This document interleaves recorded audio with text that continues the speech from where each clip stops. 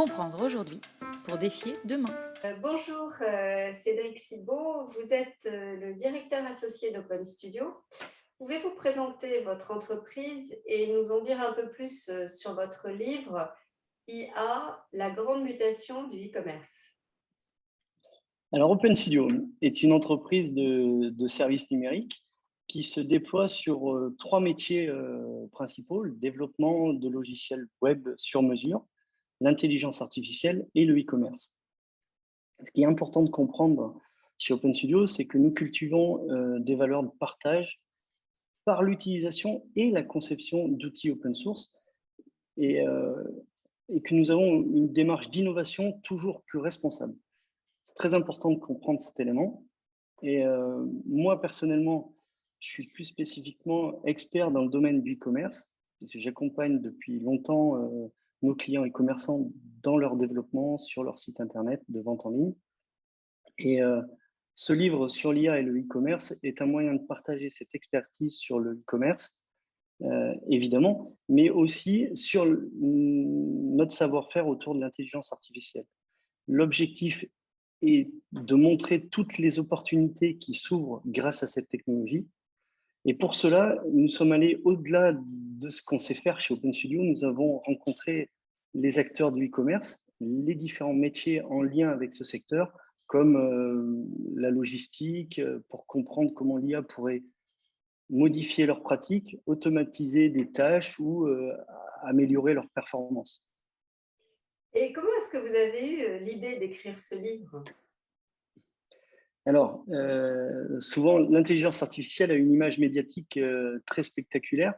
Elle peut émerveiller ou effrayer le grand public. Souvent, les gens se réfèrent aussi à toute une culture relative à la science-fiction qui représente l'IA comme une intelligence supérieure, une menace pour l'humanité. En réalité, les applications d'IA sont beaucoup plus pragmatiques. Elles n'ont pas vocation pour le moment à remplacer l'homme, mais au contraire à l'aider. Et nous estimons que nous avons un devoir pédagogique pour que tout le monde puisse avoir une idée de ce qu'est vraiment l'IA aujourd'hui et à quoi elle sert. Et nous avons voulu vulgariser les cas d'usage de l'IA au service du e-commerce pour faire un état des lieux de l'existant et montrer qu'elle est bien présente et qu'elle est bien accessible.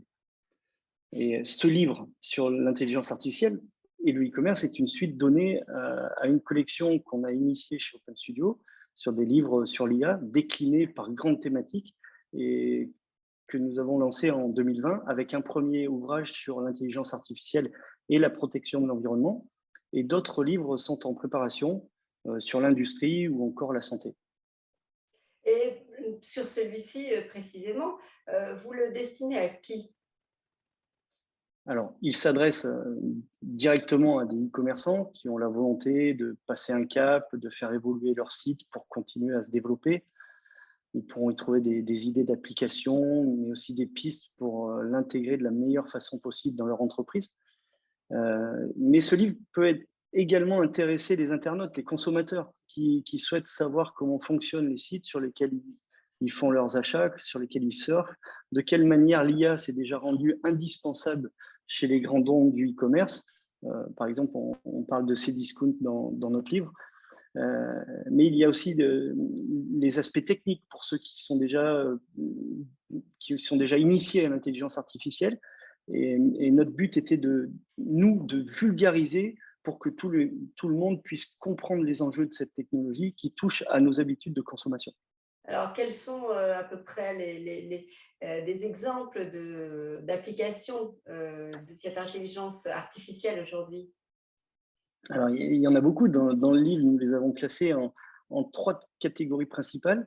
Celles qui permettent d'augmenter les ventes, celles qui vont servir plutôt à réduire les coûts et enfin les applications qui améliorent la relation client. Même si souvent ces trois paramètres sont très liés et que au final, le but va être la génération de nouvelles ventes. Alors, pour vous répondre, pour vous donner quelques exemples, tout le monde connaît les chatbots qui sont de plus en plus répandus sur les sites pour aider à la vente. On peut aussi mettre de l'IA dans les moteurs de recherche des sites pour les rendre plus précis. Avec l'IA, on peut effectuer des segmentations de clients beaucoup plus fines, ce qu'ils appellent la clusterisation, ce qui permet de personnaliser au maximum les opérations de marketing, évidemment. Il peut aussi y avoir de l'IA du côté de la logistique pour réduire la taille des cartons, par exemple, ou automatiser la préparation des commandes. On peut aussi mettre de l'IA pour mieux sécuriser les paiements et donc détecter les commandes frauduleuses. Nous, par exemple, chez Open Studio, on a travaillé sur 2 pistes. Nous avons expérimenté et mis en place plus particulièrement des solutions de recommandation de produits et de prédiction de vente au service de nos clients e-commerçants. Et on voit qu'avec tous ces exemples, l'IA peut améliorer pratiquement tous les pans de la gestion d'un e-commerce classique. Alors, quand on pense à l'IA, on pense plutôt grosses entreprises. Est-ce que vous pensez, comme vous l'exprimez dans le livre, qu'on peut arriver à une certaine démocratisation de l'IA pour les petits commerces et quel investissement par rapport à cette technologie? Est-ce que c'est vraiment accessible pour eux? Alors, oui, c'est accessible. C'est justement le message principal qu'on veut faire passer dans ce livre, c'est qu'aujourd'hui, elle est accessible à tous.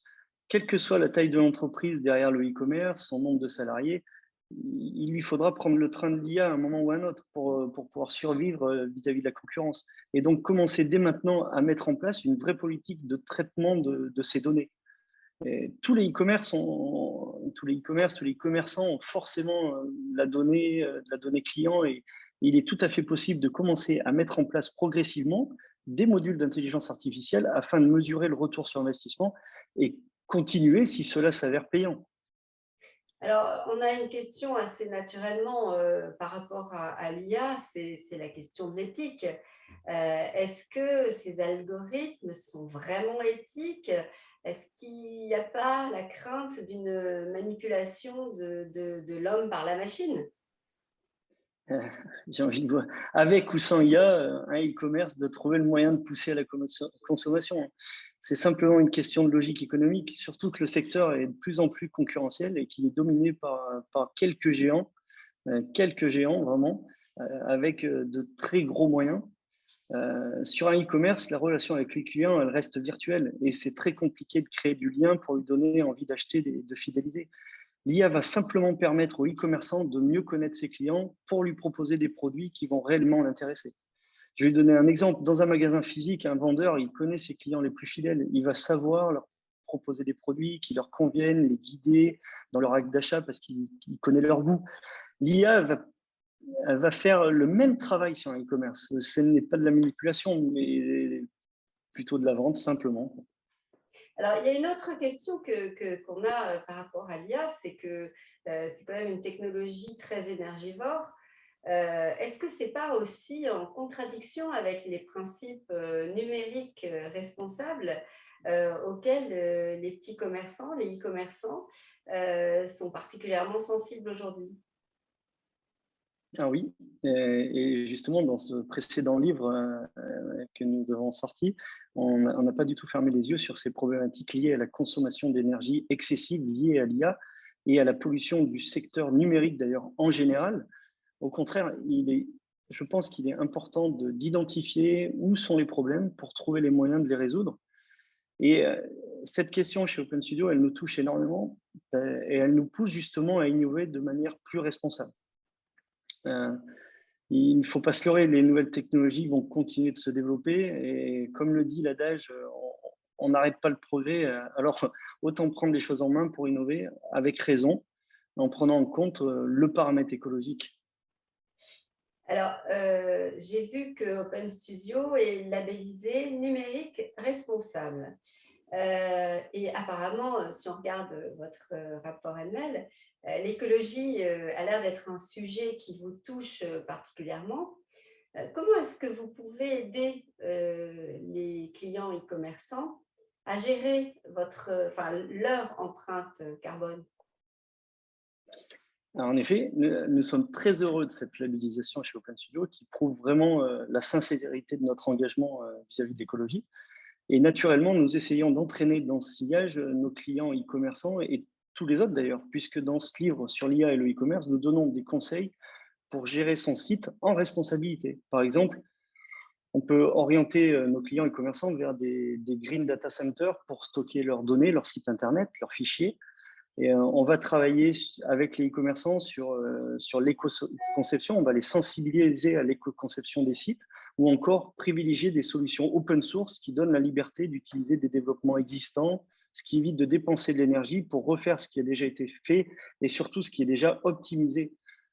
Il y a de nombreuses possibilités pour se développer d'un point de vue économique sans faire payer cette facture à la planète. Bon alors, votre livre est déjà disponible.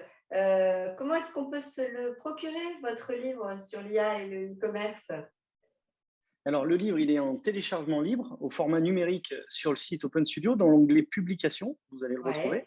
Ouais, Ou d'accord. alors, toujours depuis le site internet, en version papier, vous pouvez nous laisser vos coordonnées et on vous l'enverra à l'adresse de votre choix, l'adresse postale de votre choix. Eh ben, écoutez, je ne peux qu'inviter les gens à aller le lire, se le procurer. Cédric Cibot, merci beaucoup d'avoir répondu à mes questions aujourd'hui et à très bientôt. Au revoir.